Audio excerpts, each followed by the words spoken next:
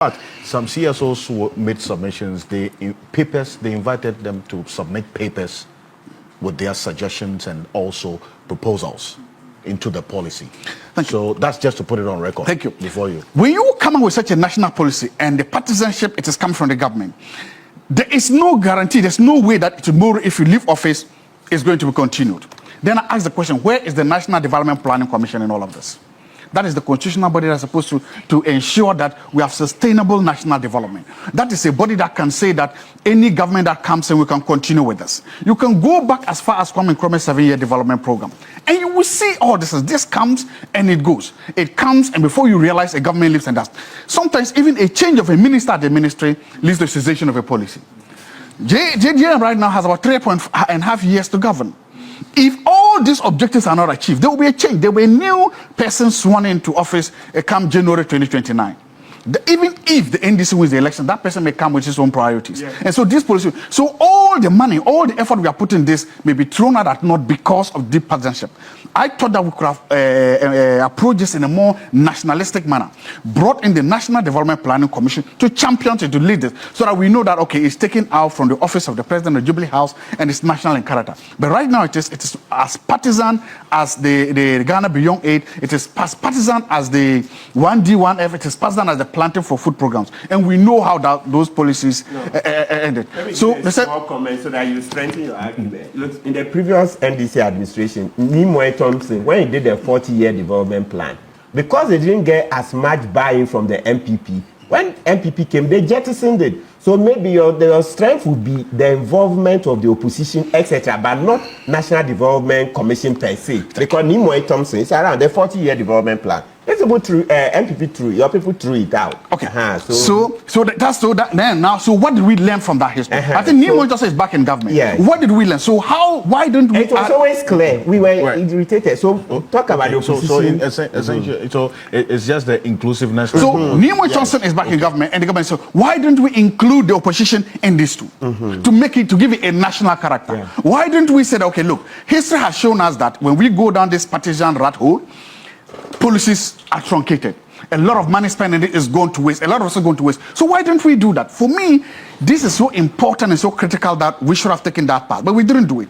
And precisely because we don't do it, the history has shown us that this is where the policy is heading towards doom. But the most important thing I want to talk about this one was the question about rebates, the question about incentives. Throughout the campaign, the most important aspect of this policy was that it was going to solve unemployment. 1 job, 3 shifts. That was the argument that was put out there. Of course, sometimes when you are campaigning, you campaign in poetry, but you govern in prose. So it was easier to frame it like that. So a lot of young people are asking for jobs, and they are hoping that with this new policy is going to happen. I mean, it's exciting to see that 1 job, 3 different people get a job. You and I, Prof, we start work at 7 a.m., right? And we close at almost 8:39 p.m. at Legon, right? So I was the idea, how are you going to have this? And now we have the details here. That is going to be based on what incentives. You are going to incentivize a company and give the company money. And then when the company gets the money, then the company says, okay, because of these incentives, I'm going to run another shift. So for instance, the company was doing regular business, closes at 4:30. They don't get anything. Now, if they add 1 more shift, that means they are now closing around 8 p.m., 9 p.m. What will happen? You give them 25% rebate on corporate tax. If they go 3 shifts, you give them 50% on corporate tax. The understanding is that these rebates, this help will make companies add more shifts and recruit more people, and then increase employment. That is the fundamental idea. So the argument then seems to be that the reason why companies and businesses are not doing 3 or 4 shifts in employment is because they don't have incentives. That is that argument becomes wrong. Because if you don't want to look at it, let's peel back. Mr. Matthew, you run a law firm. Chamber. Are you running 24 hours? And is it because of lack of incentives?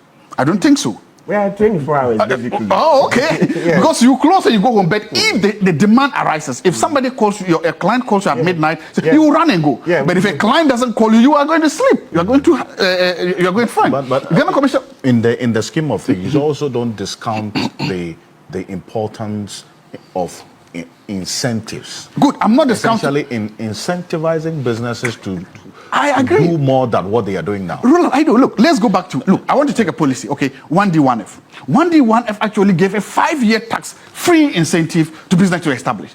That was, in fact, I think that is bigger than this current one. It did. We've always incentivized private companies to go. Kufuor's golden age of business had incentives for private companies. It has always been. But the question is, why hasn't it gone? Why haven't they responded? So my point is, or my fundamental argument is this. The reason why business are running 24-hour economy is not because they don't have incentives. That's not the reason. So to correct that, it's not. I ask the question. Take Ghana Commercial Bank. Ghana Commercial Bank has a branch in Tumi. Ghana Commercial Bank will not run a 24-hour economy in Tumi because everybody is asleep or most people are asleep around midnight. So why would the bank be closed when people are asleep? If you go to what's the name? Times Square in New York, probably the busiest place in the world. Times Square sleeps when the tourists go to sleep. When there's no demand, the tourists go to sleep. Times Square is not going to open because there are incentives coming. Times Square will open because the tourists are still there.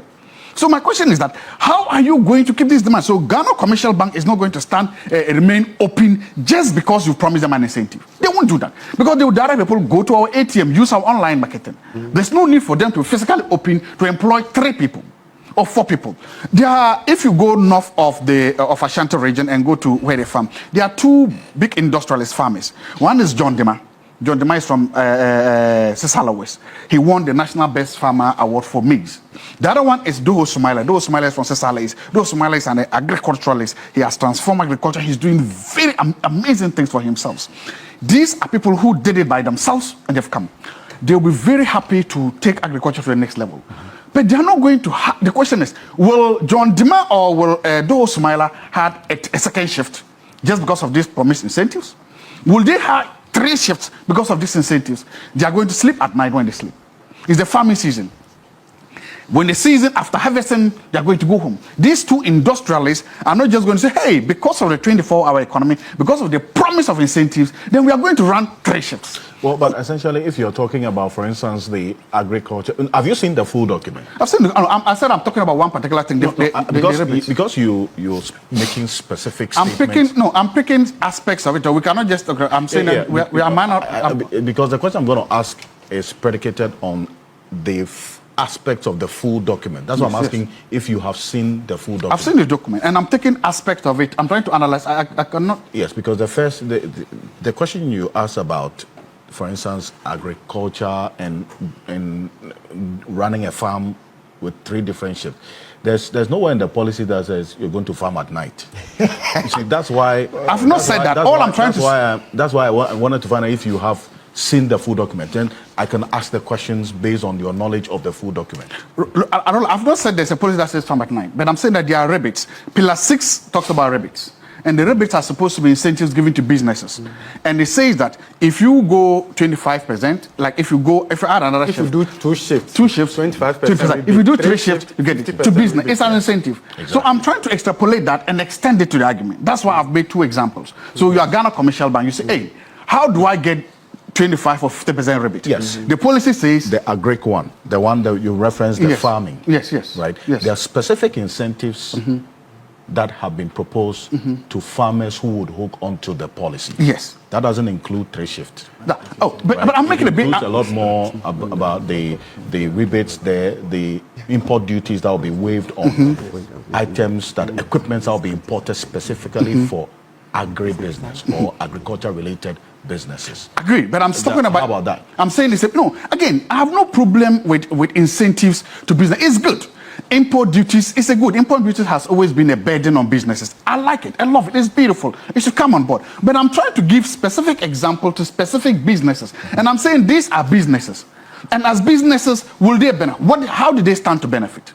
That's the question I'm asking. So I'm extending that rebate. And I'm saying that if you're a small business or medium business, how do you stand to benefit? And we can extend that logic very far.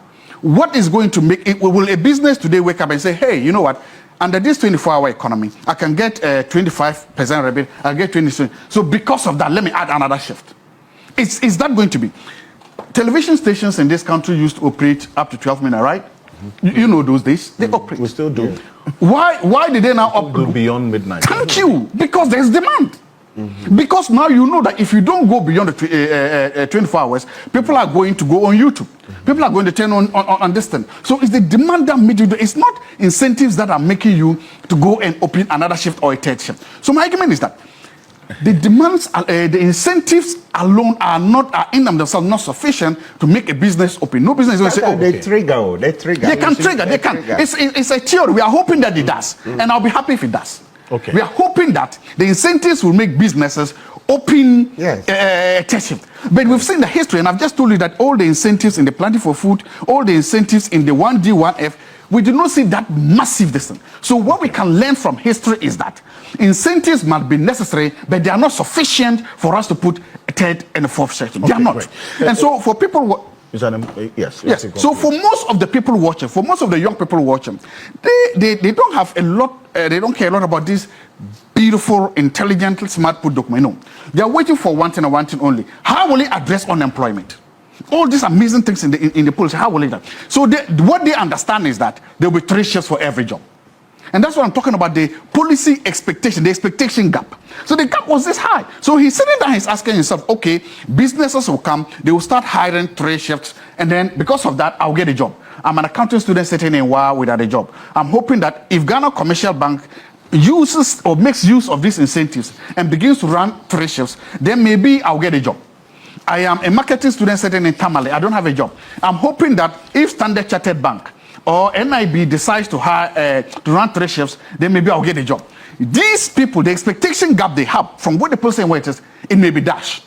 And when it is dashed, we have a problem. So my point is that how do we make sure that we don't do that? Because that was the main selling point. The policy is brilliant. There are important things there. But if you look at the financing, and then if you look at the incentives in particular, they don't seem to match. And the problem is that when they don't do any funding, then there's another thing we are talking about international uncertainties that I don't know how much it has been. We've already seen how international uncertainties, what it can do to our policies.